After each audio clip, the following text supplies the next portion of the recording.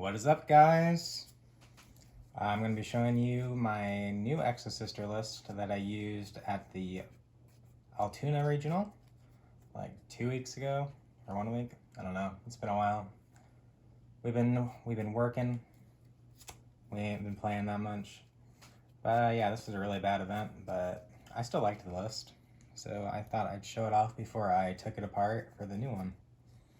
So for the Exosisters, I played the 3 Elise, best one in the deck, along with Stella, second best one. I played 3 Sophia again. I still really like this at 3. It's just free draw power every time. Definitely good. It very rarely comes up where I'm like, dang, I really wish I only had 2 of these. It just feels good to see it. I played 3 of the worst one, Irene. She actually got a little bit better because I realized that you don't need to have another Exosister on field to use the put one back, draw one. But most of your Exosister cards you really want in hand, so it doesn't really come up very often that you want to get rid of them. So I still think that she has a pretty bad effect.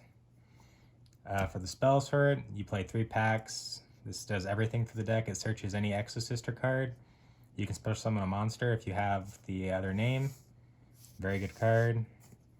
I still like playing the 1 Carpen Diem. It comes up very often. Not so much for this event because just we dropped pretty early. Did not go very well for us. I played the 3 Vadis.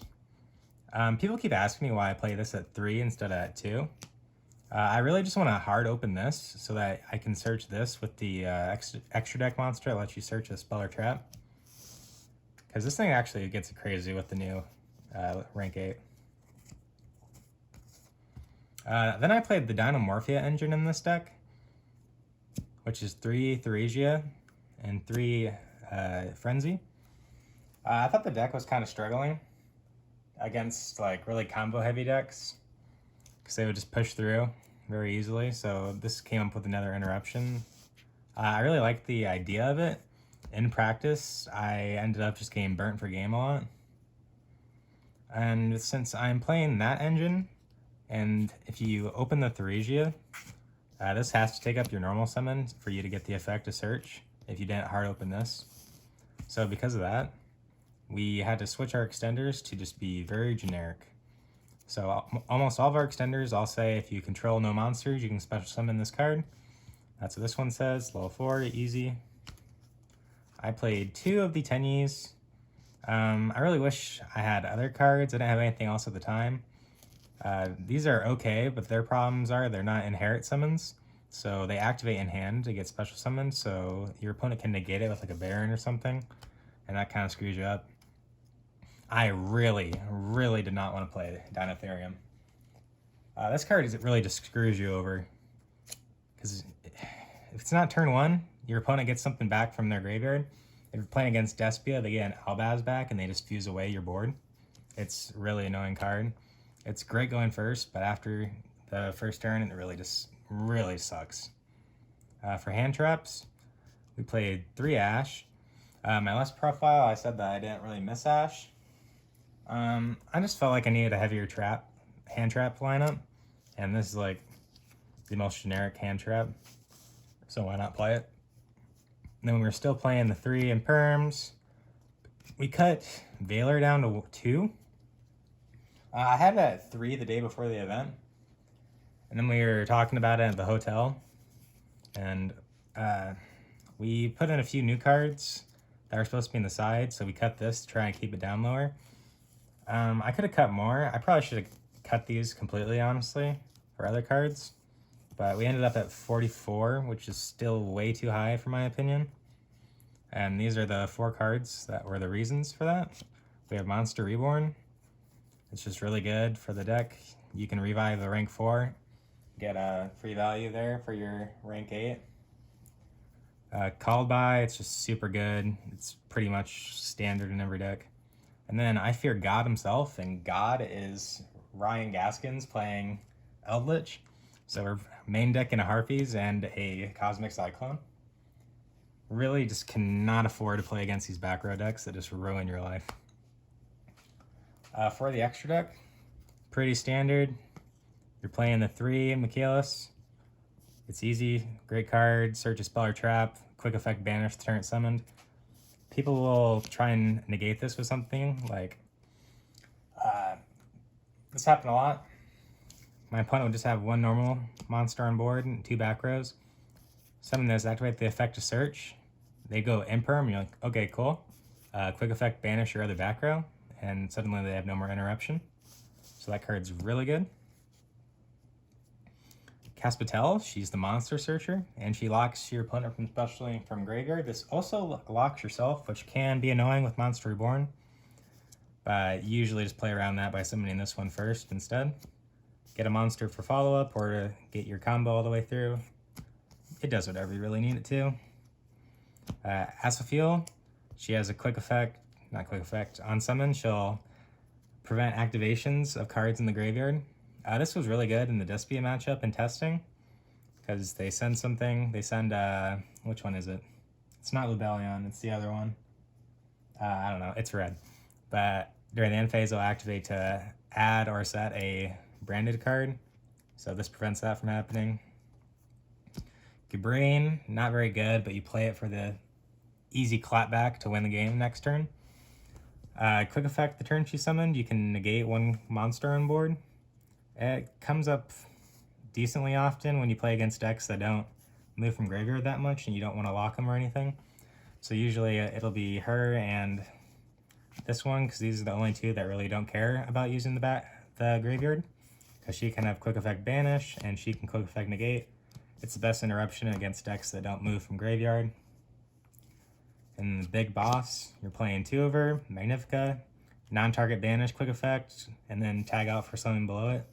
She's a super good card. You're playing Exceed, so you're playing Zeus. And then for the Dinomorphia package, this is your big baddie. Your opponent cannot activate monster effects on field if they are equal to or less than your life, not less than, equal to or more than your current life points. And the whole idea of the Dinomorphia cards is they half your life points over and over. So if you go through the combo completely, you'll end up with 2,000 life points. And to do that, let me find the card. So you activate Frenzy during your opponent's main phase.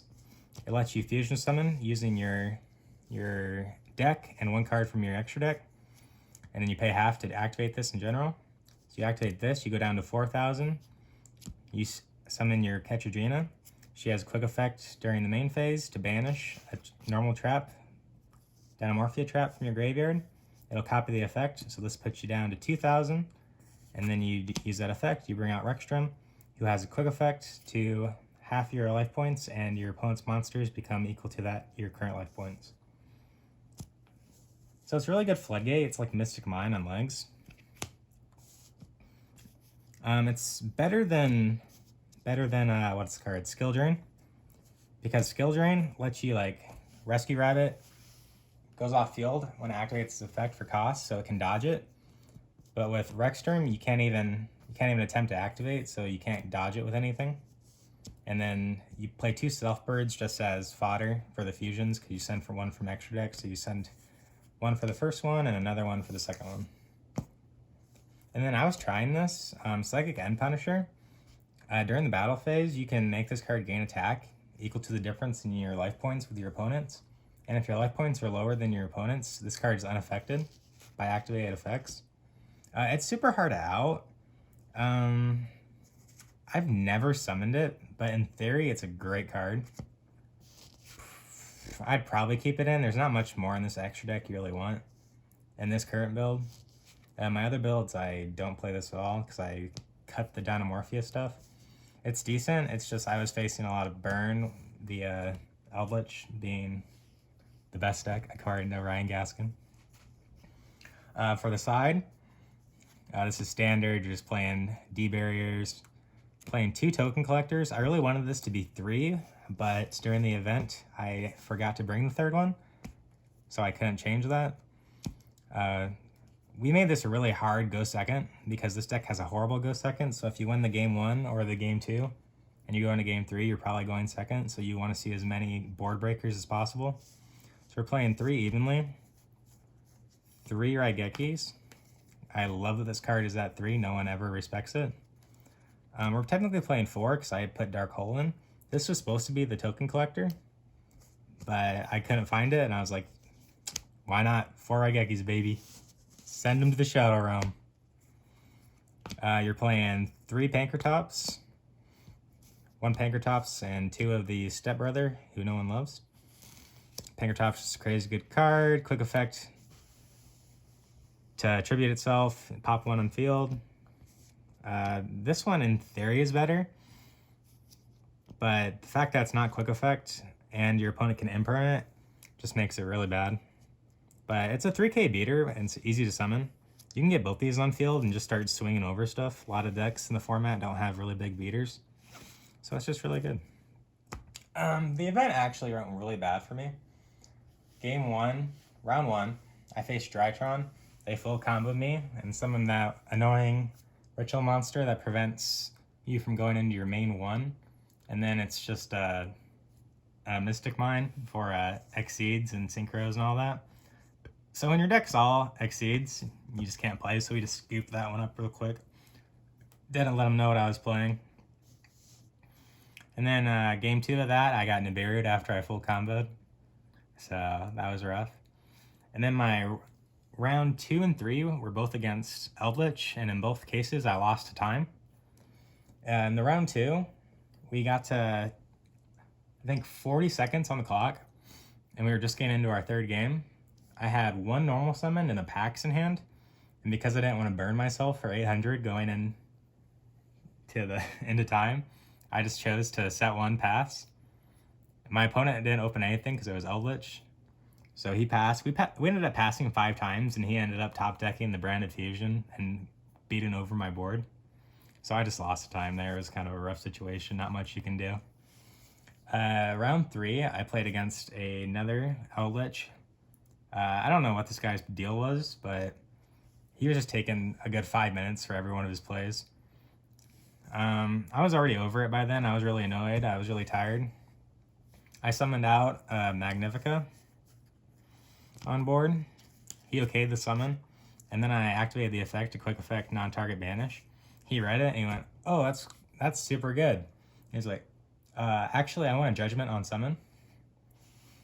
And obviously I should not let that happen, but I was already thinking about dropping because X2 going into the event is already almost a guaranteed non-top with tiebreakers.